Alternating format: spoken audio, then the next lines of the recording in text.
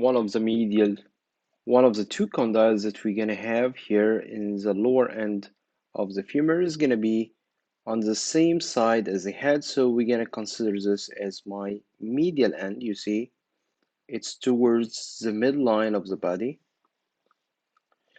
and the lateral condyle of the femur is gonna be on the same side as my greater trochanter.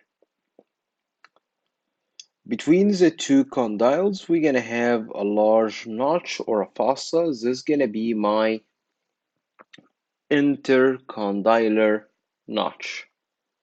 Intercondylar notch. Inter means between. I am located here between the two condyles.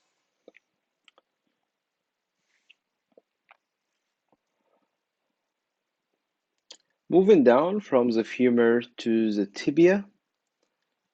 Tibia is directly articulating with the femur. It's going to be holding all the body weight down from the femur to the ankle joint and the ankle bones.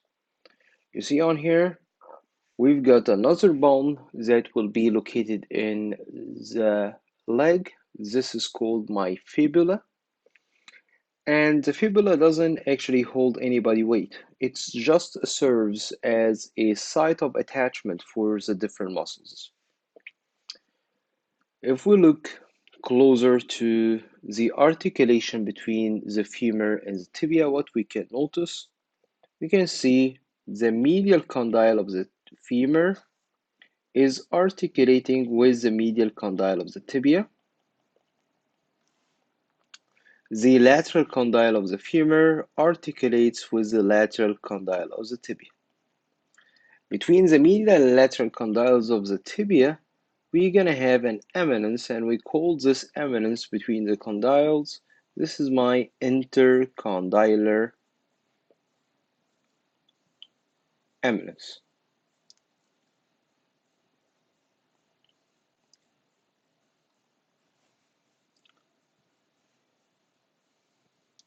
Still, as part of my proximal end of the tibia, we're going to have a protruding bony bump on here. This is going to be serving as a site of attachment for the patellar ligament. If you see on here, the patella is normally located at this point, articulating with my femur. A tendon is coming down from the quadriceps femoris, and it surrounds my patella, coming down from the patella to be attached to the tibial tuberosity, which is this bump on the anterior aspect of the tibia.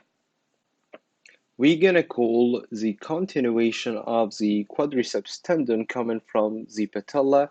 This is my patellar ligament.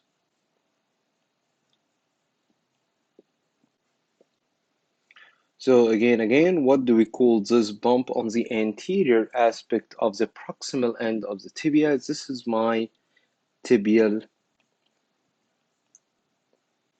tuberosity.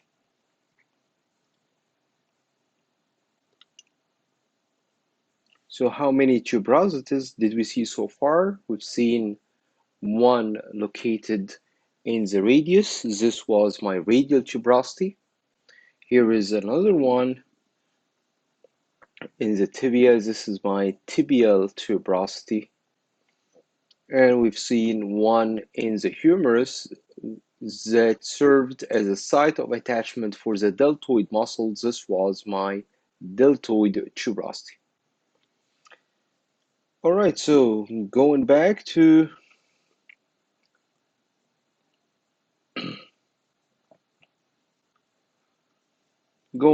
my lower end of the tibia, what can we see? We can see a pointed bony eminence that will be serving to articulate with the tarsal bones. This is my medial malleolus.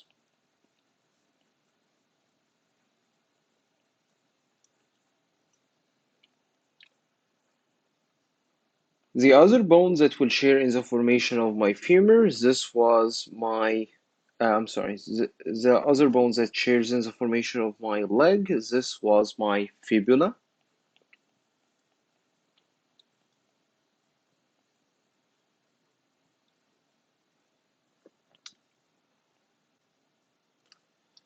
And again, it doesn't hold any of the body weight.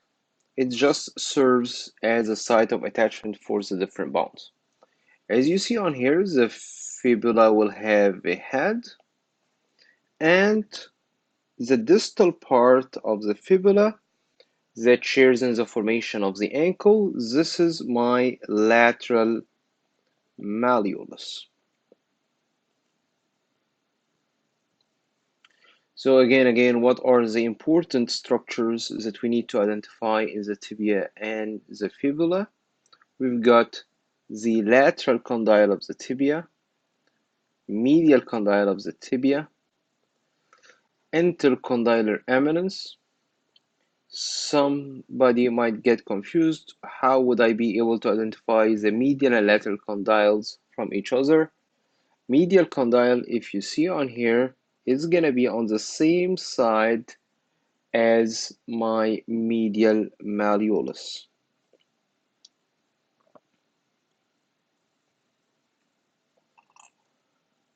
Still in the proximal end of the tibia, we've got a bump on the anterior aspect. This is the site of attachment of the patellar ligament. This is what we call the tibial tuberosity.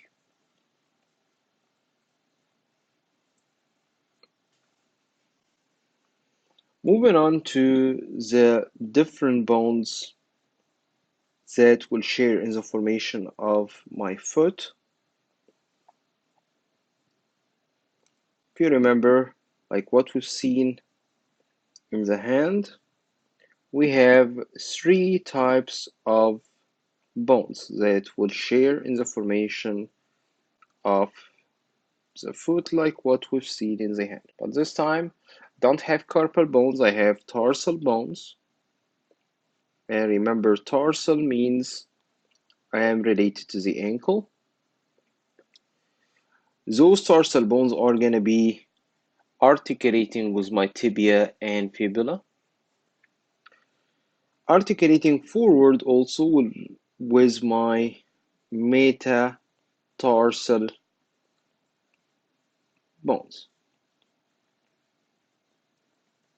Metatarsal bones are going to articulate with my phalanges of the toes. Remember, the medial four fingers did have proximal phalanx, middle phalanx, and the distal phalanx. In the foot, also, we're going to have four toes that will have proximal phalanges, middle phalanges, and distal phalanges. The only one that will have a proximal phalanx and a distal phalanx is going to be my big toe. And this is your important marking here. This is where we're going to be usually starting to identify the different tarsal and metatarsal bones. If you remember, in the carpal bones, we start from the lateral aspect, from the side of the thumb, and we did go medially. We started from the proximal row, and then we did go to the distal row. Here we're going to be walking in the exact opposite way. So we're going to start from the distal row, and then we're going to go proximally. We are gonna start from the big toe, which gonna be on the medial side. So an easy way to remember the different tarsal bones. First, you need to remember that we've got 7 tarsal bones. Unlike the carpal bones, we did have 8 carpal bones. Starting from the medial side, we're gonna have three cuneiforms.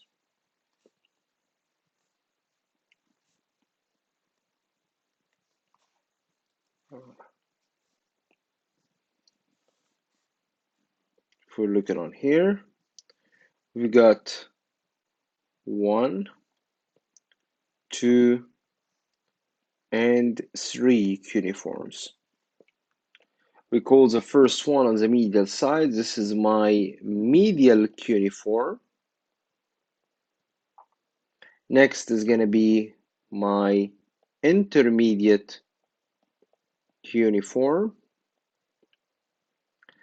And the third one is going to be my lateral cuneiform. All the three are going to be articulating with bone proximity. This bone is my navicular bone.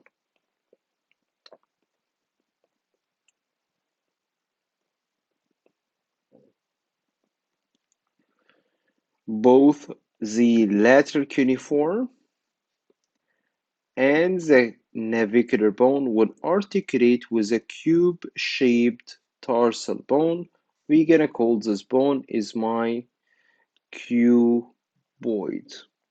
Oid means looks like, and here this bone looks like a cube, so we're gonna call it a cuboid bone.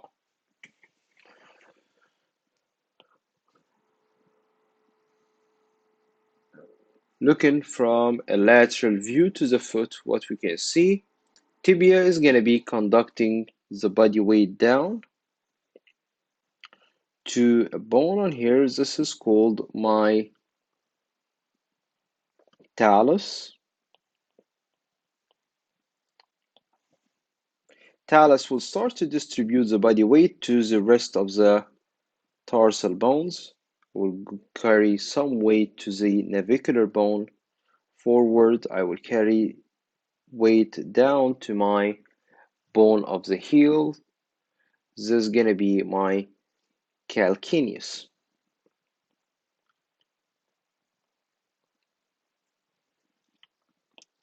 So again, what are the different tarsal bones that we have?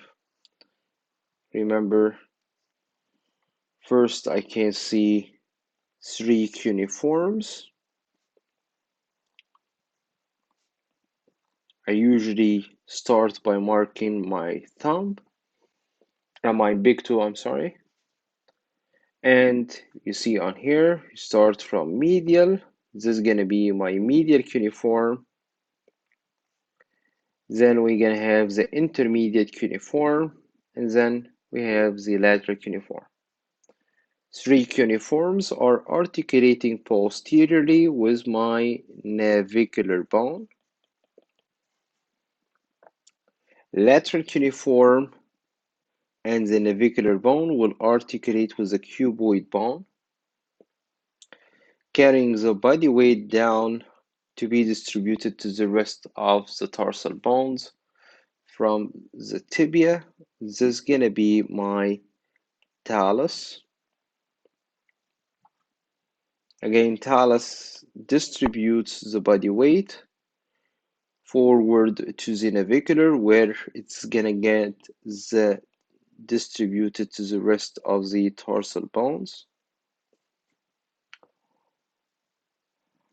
And also is gonna be distributing part of the body weight to the bone that forms my heels. This is gonna be again my calcaneus.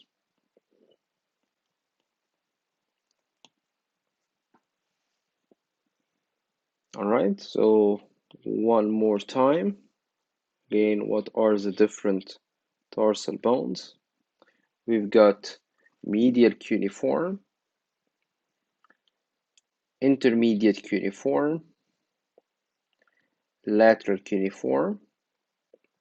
All the three are articulating with the navicular bone or proximally.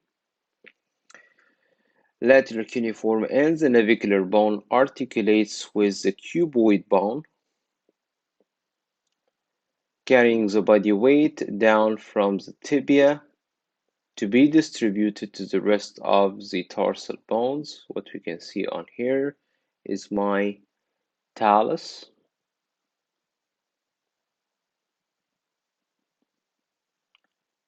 The bone that forms the heels, this is my calcaneus.